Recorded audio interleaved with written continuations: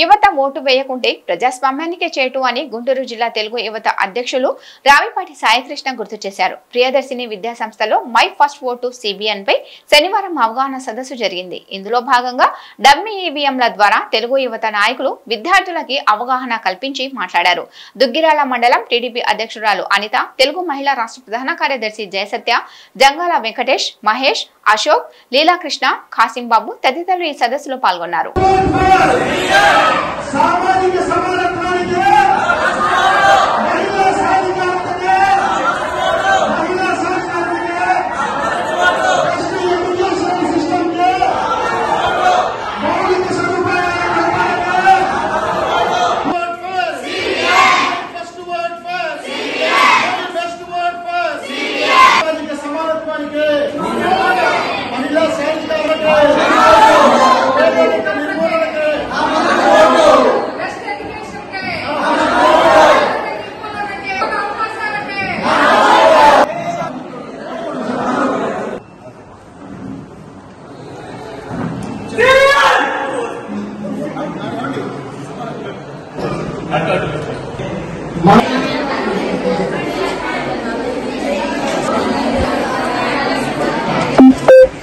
ఇప్పుడు మీకోసం మేము ఈవీఎం మిషన్లు తెచ్చాం.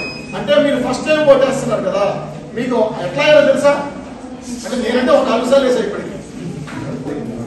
ఈ ఎట్లా వర్క్ చేస్తాయి అంటే ఎలక్షన్ డే రోజు మీరు వచ్చిన రోజు ఎవరైతే అక్కడ ఎలక్షన్ ఆఫీసర్ ఉంటారో ఎలక్షన్ ఆఫీసర్ గారి దగ్గర కంట్రోల్ యూనిట్ ఉంటుంది.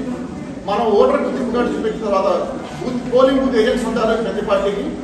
మీరు నిర్భయంగా మీరు వెళ్ళి మీ ఒక ఓటర్ గుర్తింపు కార్డు చూపించుకుంటారు. ఆ చూపించినప్పుడు ఆయన పర్మిషన్ ఇస్తారు, అక్కడ బటన్ నొక్కుతారు.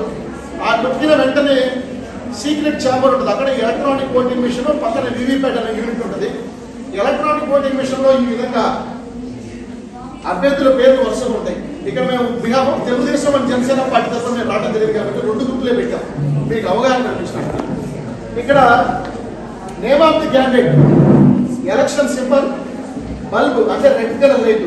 మీరు ఏ సింబల్ పక్కన ఉంటుందో ఆ సింబల్ పక్కనే ఈ విధంగా రెడ్ కలర్ లైట్ ఉంటుంది, పక్కనే బటన్స్ ఉంటాయి. అంటే సపోజ్ ఇప్పుడు నేను సైకిల్ గుర్తుకే చూడండి, ఈ విధంగా సౌండ్ వస్తుంది. ఈ సౌండ్ వచ్చిందంటే మీ ఓటు క్యాస్ట్ అయినట్టు. మీ ఓటు మీరు వేసిన సపోజ్ సైకిల్ కాదు, గ్లాస్ ఉంటుంది, ఎవరికి కాదు, నోట ఇక్కడ ఉంటుంది. నోటా గేట్ వల్ల ఉపయోగం ఏమీ లేదు. ఇక ఈ అధికార దుర్వినియోగం చేసే పార్టీలకు మనం మద్దతు ఓటు చేయకూడదు. అందుకే చంద్రబాబు నాయుడు గారు, పవన్ కళ్యాణ్ గారు సంయుక్తంగా ఎందుకు వెళ్తారంటే ఈ ప్రజాస్వామ్య పరిరక్షణ కోసం మనందరం కలిసి పోరాడాలి, ఈ నియంత్రణ ఇంటికి పంపించాలనే ఉద్దేశంతోనే ఈ రోజు ప్రభుత్వ వ్యతిరేక ఓటు చేయకుండానే ఈ ఉద్దేశంతో ఈ కూటమి ఏర్పాటు చేయండి. ఇక్కడ 2 సింబల్స్ ఉండవు, ఒకటే ఉంటుంది. సైకిల్ ఉంది, ఇక్కడ గ్లాస్ ఉంటుంది, గ్లాస్ ఉంటే సైకిల్ ఉంటుంది. అంటే మీకు అర్థమే ఉంటుంది, అవగాహన ఉంటుంది, చదువుకున్నాండి అందరూ. కాబట్టి మీరు ఈ విధంగా నొక్కిన వెంటనే ఇట్లా మీ సింబల్ పక్కన నొక్కిన వెంటనే సౌండ్ వచ్చిన వెంటనే మీకు ఏమైందంటే వివిప్యాట్ లో ఒక స్లిప్ ఒకటి జనరేట్ అయింది. అంటే ఇది మనకు బయటికి రాదు, లోపలే వచ్చి 5 to 10 seconds లో కనుమరుగైపోయింది. ఇది ఎందుకు పెట్టిందంటే ఎలక్షన్ కమిషన్ ఆఫ్ ఇండియా మనం వేసిన ఓటు సమయమైన, సపోజ్ సైకిల్ వేస్తే సైకిల్ పడిందా లేదా, గ్లాస్ వేస్తే గ్లాస్ పడిందా అని మనకి ఒక కన్ఫర్మేషన్ కోసం ఇచ్చారు. ముఖ్యంగా మీ ఫాదర్స్ ఏం ఆలోచిస్తారు, మా పిల్లలు బాగా చదువుకుంటే మంచి సంబంధం వస్తుంది. మంచి సంబంధం ఎట్లా వచ్చిందండి? బాగా చదువుకొని ఉద్యోగం వస్తే వచ్చింది, అంతే కదా. కొంచెం కట్నం కూడా తగ్గింది. ఏ తండ్రి ఆలోచన తప్పులేదు, మనందరం మధ్యతరగతి కుటుంబాలు చెందిన వాళ్ళం, అంతే కదా. మరి ఆ ఉద్యోగం రావాలంటే ఈ రాష్ట్రంలో ఉద్యోగోపాధి అవకాశాలకి ఒక హబ్గా ఉండాల్సిన అవసరం ఉంది కదా. మరి ఆ పరిస్థితి ఉందా రాష్ట్రంలో? మరి మీ తండ్రులు, మీ తల్లిదండ్రులు కన్నా కళలకు సాకారం అవ్వాలంటే ఏం చేయాలి? తప్పనిసరి పరిస్థితుల్లో మీరు వలసలు వెళ్ళిపోతున్నారు. ఈ రాష్ట్రంలో మనకి భవిష్యత్తు లేదని చెప్పి అటు బెంగళూరు, చెన్నై, పూణే, హైదరాబాద్ అలా పక్క రాష్ట్రాలకు వెళ్ళిపోయి ఉద్యోగ ఉపాధి అవకాశాలు ఎదుర్కొనేందుకు వివిధ రూపాల్లో తంటాలు పడుతూ ఉన్నారు. నారా లోకేష్ గారు ఐటీ పంచాయతీరాజ్ శాఖ మంత్రిగా ఉన్నప్పుడు 2019 ముందు ఇదే మంగళగిరి వేదికగా సుమారు 110కి పైగా సాఫ్ట్వేర్ కంపెనీలు ఏపీకి తీసుకొచ్చారు.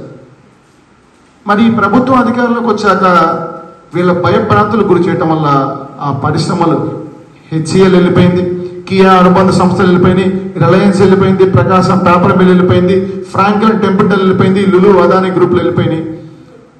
మరి ఈరోజు మరి చంద్రబాబు నాయుడు గారు అదే అధికారంలో ఉన్నప్పుడు ఎన్ని కంపెనీలు తీసుకొచ్చారు? ఒక ఐటీ హబ్స్, ఒక ఇండస్ట్రియల్ కారిడార్స్, అటు శ్రీ సిటీ కానివ్వండి, ఎన్ని, 1-2 కాదు. కియా తెచ్చింది ఎవరు?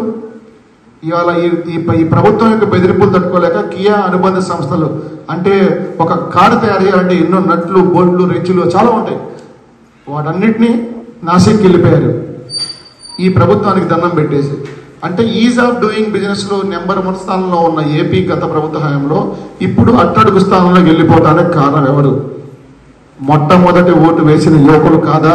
ఒక్క ఛాన్స్ ఉంటే ఒక్క ఛాన్స్ అధికారం ఇస్తే ఈరోజు ఆ ఒక్క ఛాన్స్ ఏమైంది? ఈ రాష్ట్రంలో అశాంతికి, దాడులకు, ఎన్నో నీచాలకు బాటలు వేసింది. ఈ రాష్ట్రం యొక్క పురోగతిలోకి వెళ్లాల్సిన ఓటు తిరోగమనంలో తీసుకెళ్లేందుకు లాస్ట్ టైం 2019లో మొట్టమొదటి ఓటు వినియోగించుకున్న యువకులు బాధపడతా ఉన్నారు.